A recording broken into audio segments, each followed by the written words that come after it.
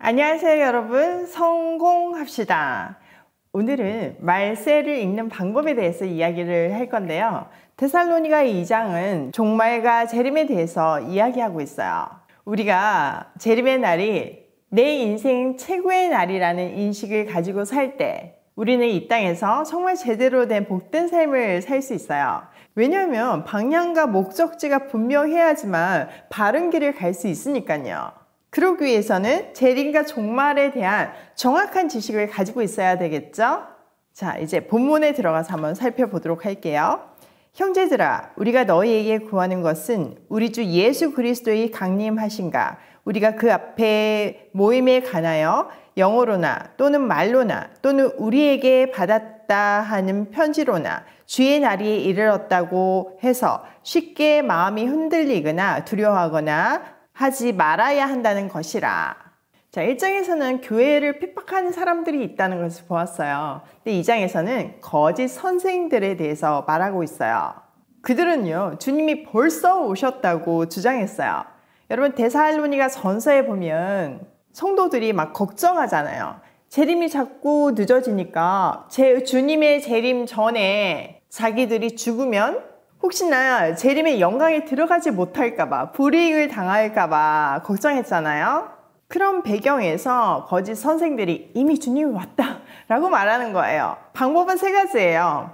영어로 나는 그런 계시를 받았다 이렇게 얘기하는 거고, 두 번째는 말로, 세 번째는 편지로인데요. 이거는 단순히 내 말이 아니라 바울한테 이런 편지를 받았어 라고 속이면서 교인들을 미혹했어요.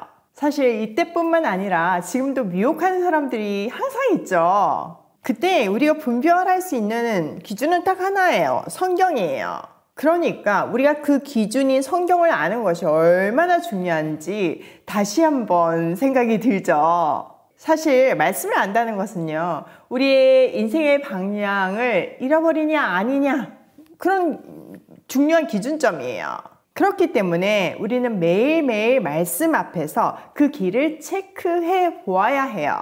그래서 어떤 말에도 마음이 쉽게 흔들리거나 당황하는 일이 없어야 해요. 세상의 논리는요, 끝없이 우리를 두렵게 만들고 조급하게 만들어요. 그러나 우리는 이미 완전하고 영광스러운 미래를 보장받은 사람임을 기억하면서 이 땅에서 충성된 삶을 살아야 해요. 요즘 저는요, 광야를 통과하며 묵묵히 인내했던 하루하루가 모여서 아름다운 열매를 맺고 있는 것을 봐요. 얼마나 감격스러운지 몰라요. 어제는 저는 이제 권사로, 저희 남편은 장로로 임직을 받는 날이었는데요. 마침 제 생일이었어요. 그렇게 특별한 날이다 보니까 제가 제 인생을 돌아보게 되더라고요. 그런데 마치 하나님께서 내가 너의 수고를 다 알고 너의 수고를 다 받았다, 이런 메시지를 주는 듯 했어요. 정말 펑펑 울었는데 너무나 감격스럽더라고요. 그리고 이제 생일이다 보니까 아들들이 저한테 편지를 보냈더라고요. 근데 한결같이 아들들이 제가 하나님 앞에서 삶으로 보여준 가치들이 자기들의 인생에 너무나 큰 영향을 주었다고 하더라고요. 또 자기들을 기다려주고 사랑해주고 말씀으로 인도해주고 이렇게 깊은 은혜 가운데 살게 해줘서 너무 감사하다고 이렇게 얘기하는데, 정말 제가 뭐가 더 필요하겠어요. 자녀들에게 믿음을 유산으로 물려준다는 것은 가장 복된 일이고 또 가장 힘든 일일 수 있어요. 그런데 그 믿음이 이어진 것을 보니까 너무 감격스럽고 내 삶은 정말 복되구나, 이런 생각을 했어요. 그리고 충성했던 지난 날들의 열매를 보고 나니까 남은 생에도 더 충성되게 살아야 되겠구나, 이런 결심을 하는 날이었어요. 그리고 말씀 안에 있는 것이 이렇게 복되니까 이거를 정말 최대한 많이 죽는 날까지 전해야겠다, 이런 결심을 하게 되었고요. 자, 3절.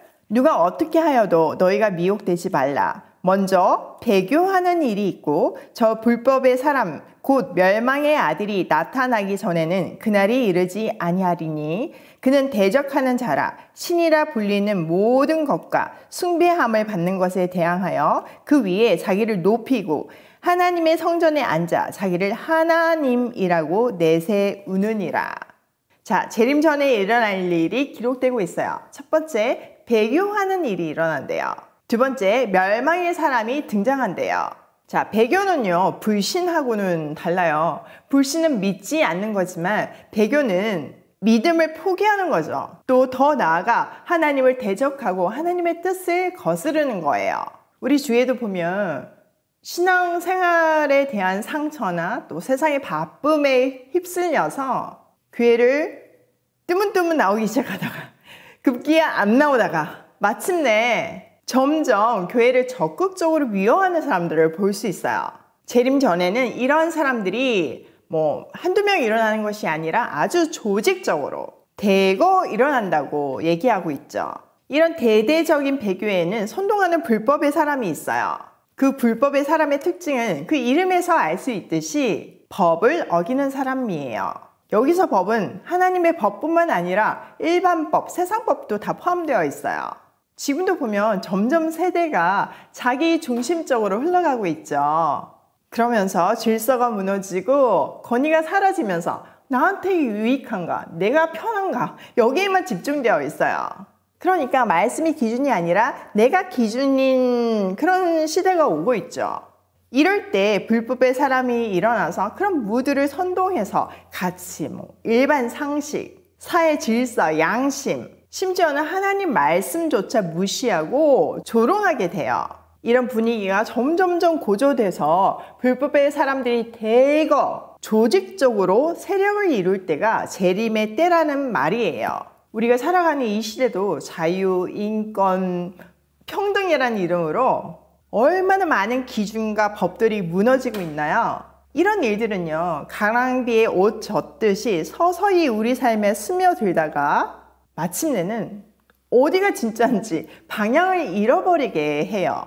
또 이 불법자는요, 신이라 불리는 모든 것이나 예배의 대상이 되는 모든 것을 무시하고 대항해요. 그리고 자기가 그 위에 올라가서 하나님이라고 주장하죠.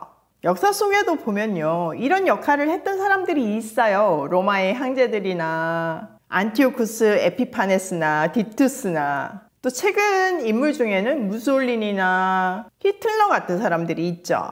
역사 속에서 이런 인물들이 등장해서 성도들에게 종말이 가까웠음을, 그것을 실제적으로 느끼며 살게 하는 역할을 했어요. 그러나 정말 마지막 때, 종말의 때에는 이 모든 인물들을 합친 것처럼 강한 불법의 사람이 등장할 거예요. 성경은 그 인물과 그 때에 대해서는 명확하게 말하고 있지 않지만 우리는 그런 현상들이 우리가 사는 시대 속에서 나타날 때마다 주님 오심이 가까워지고 있다는 것을 느끼기를 원하세요. 또 이런 현상이 나타날 것이 분명한 것처럼 하나님의 자녀들을 내버려 두지 않으시고 구원하신다는 사실 또한 확실해요. 자, 5절. 내가 너희와 함께 있을 때 이 일을 너희에게 말하는 것을 기억하지 못하느냐? 너희는 지금 그로 하여금 그의 때에 나타나게 하려 하여 막는 것이 있는 것을 아나니 불법의 비밀이 이미 활동하였으나 지금은 그것을 막는 자가 있어 그 중에서 옮겨질 때까지 하리라. 바울은 불법의 사람이 나타나는 일에 대해서 함께 있을 때 거듭 말했음을 언급하고 있어요. 제일 먼저 기억해야 할 것은 그 불법의 인물을 막는 인물이 있다는 사실이에요. 불법자를 막는 인물에 대해서는 학자들의 의견이 굉장히 분분하지만 분명한 것은 하나님께서 마지막 때 불법자가 나타나도록 누군가를 통해서 그때를 통제하고 있다는 사실이에요. 또 7절에서 보면 이미 불법의 비밀이 작동하고 있지만 하나님의 정하신 때까지 억제당하고 있음을 말해주죠. 자, 8절. 그때 불법한 자가 나타나리니 주 예수께서 그 입의 기운으로 그를 죽이시고 강림하여 나타나심으로 패하시리라. 지금도 불법의 비밀이요, 문화, 학문, 법, 인권이라는 이름으로 자행되고 있지만 하나님은 여전히 그것들을 통제하고 계세요. 그러나 그날에는 예수께서 그 입김으로 그를 죽이실 것이고 그 오시는 광채로 그를 멸하실 거예요. 우리는 이날을 사모하면서 깨어 준비해야 하죠.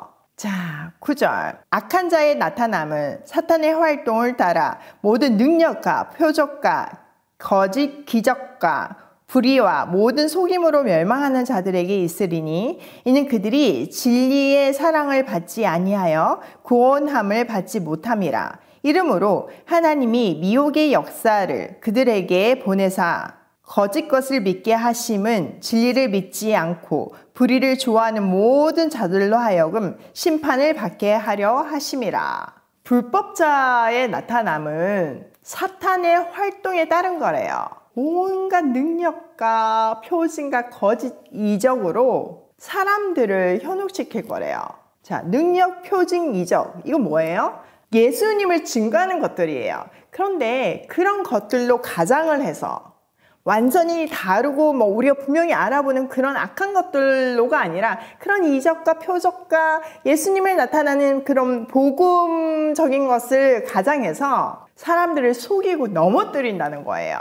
진리인 것처럼 예수인 것처럼 교활하게 가장하고 위장하죠. 그러면 우리는 이 위장과 속임수를 어떻게 분별할 수 있을까요? 분명한 것은 그들은 구원의 진리에 대한 사랑이 없어요. 하나님에 대한 사랑도 없죠. 대신 자기를 높이고 숭상하고 따르게 해요. 여러분, 예수님의 생애를 보면요, 단 한 번도 자기에게 초점을 맞추지 않으셨어요. 오직 아버지께 초점을 맞추고 그분의 뜻에 끝까지 순종하는 삶을 사셨죠. 그런데 이 불법자는요, 자기를 높이고 욕망을 추구하고 자기 탐욕을 정당화시키면서 우리도 그렇게 살도록 만들어요. 하나님 사랑, 이웃 사랑을 실천해야지만 행복해질 수 있는 것이 인간의 삶이잖아요. 그런데 그 두 사랑을 버리고 오직 자기만 사랑하게 만들죠. 그러나 진리를 믿지 않고 불의를 기뻐하는 모든 사람들에게 기다리고 있는 것은 심판이에요. 자, 13절. 주께서 사랑하시는 형제들아, 우리가 항상 너희에게 관하여 마땅히 하나님께 감사할 것은 하나님이 처음부터 너희를 택하사 성령에 거룩하게 하심과 진리를 믿음으로 구원을 받게 하심이니, 이를 위하여 우리의 복음으로 너희를 부르사 우리 주 예수 그리스도의 영광을 얻게 하려 하심이라. 너무나 감사한 사실은 주님의 사랑을 받는 우리는 처음부터 택함을 받았고 성령으로 거룩하게 하시고 진리를 믿게 해서 결국은 구원에 이르게 하신다고 약속하고 계세요. 너무 감격이지 않나요? 자, 15절. 그러므로 형제들아, 굳건하게 서서 말로나 우리의 편지로 가르침을 받은 전통을 지키라. 우리 주 예수 그리스도와 우리를 사랑하시고 영원한 위로와 좋은 소망을 은혜로 주신 하나님 우리 아버지께서 너희 마음을 위로하시고 모든 선한 일과 말에 굳건하게 하시기를 원하노라. 그러므로 우리는 믿음으로 말씀 위에 굳건하게 서서 진리를 삶으로 살아나야 해요. 우리가 이렇게 살 수 있는 근거는 우리를 사랑하시고 은혜로 영원한 위로와 선한 소망을 주시는 하나님 아버지와 우리 주 예수 그리스도께서 친히 우리 마음을 격려하시고 모든 선한 일과 말에 굳게 서게 해주세요. 하나님은 정말 여러 가지 통로로, 여러 가지 사인으로, 여러 가지 방법으로 여러분을 반드시 위로하시고 격려하시고 하나님의 뜻을 이루게 하시고 그 영원한 영광 속에 우리가 들어가게 해주세요. 종말에 관한 사인들을 보면 지금 우리가 사는 이 시대는 과거 그 어느 때보다도 주님 오심이 가까운 때라고 여겨져요. 많은 사람들이 순리를 영리를 바꾸어서 자기 중심적으로 자기의 욕망과 정욕과 탐욕을 정당화하고 채우고 있어요. 또 교회를 조롱하고 하나님을 거스르며 무시하고 있죠. 더 무서운 것은 예배를 등한시하는 거예요. 코로나로 온라인으로 예배 드리는 것이 어떻게 보면 좀 당연시 되었죠. 그땐 드릴 수 없는 환경들이 있었잖아요. 그런데 이제는 예배를 드릴 수 있는 환경이 왔는데도 여전히 현장 예배를 가지 않는 거죠. 또 일이 생기면 교회 출석을 하지 않고 자기 스케줄에 맞춰서 온라인을 드리는 것이 너무나 당연시 되는 시대가 되어버렸어요. 사람들 만나면 뭐 부딪히고 불편하고 이런 거 없이 그냥 편하게 나만 예배 드리면 되지. 이게 너무나 당연시되는 시대가 되어버렸죠. 그러나 교회는 건물이 아니라 성도예요. 근데요, 이거 굉장히 무서운 현상이에요. 예배가 너무나 당연한데 그것이 아니다. 그냥 어떤 방법으로든 하면 되지. 이런 식으로 변하는 것은 우리가 잘 생각해 봐야 되는 문제예요. 예배의 형식이 다는 아니지만 그 경건의 내용을 담는 형식은 아주 중요해요. 복음을 복음답게 하는 전통과 형식이 무너지는 것도 무서운 종말의 사인임을 깨달아야 해요. 또 한편으로는 매일 아침 우리를 말씀 앞으로 모으시고 하나님의 뜻을 깨닫게 하시고 내 삶을 점검해 주시는 하나님의 놀라운 사랑에 감격스러워요. 이것이 사실은 우리의 지금 신앙 수준에 상관없이 어떤 분들은 아직 교회를 가지 않는 분도 계시고 어떤 분들은 하나님을 전혀 모르는 분도 계시고 어떤 분들은 이제 성장하는 분도 계시죠. 근데 우리의 신앙 수준에 상관없이 우리를 택하셨다는 증거가 이 말씀 앞에 모으는 거예요. 자, 오늘 내용을 우리 삶에 한번 적용을 해보면 첫 번째, 재림 전에 분명한 사인이 있다. 뭐예요? 첫 번째는 배교, 두 번째는 불법자가 나타남이에요. 그냥 한두 명이 아니라 대대적이고 체계적이고 공식적인 그런 일들이 일어날 것이라고 성경은 분명하게 말하고 있어요. 두 번째, 그러나 그날은 하나님에 의해서 통제되고 있다. 그 악한 사람을 막는 사람들이 각 시대별로 있죠. 세 번째, 말씀을 중심으로 깨어서 이 시대를 분별하자. 여러분, 말씀만이 우리가 이 시대를 명확하게 분별할 수 있는 기준이에요. 오늘도 나를 죽기까지 사랑하셔서 택해 주신 그분의 사랑 앞에서 새 힘을 얻고 고싱해요.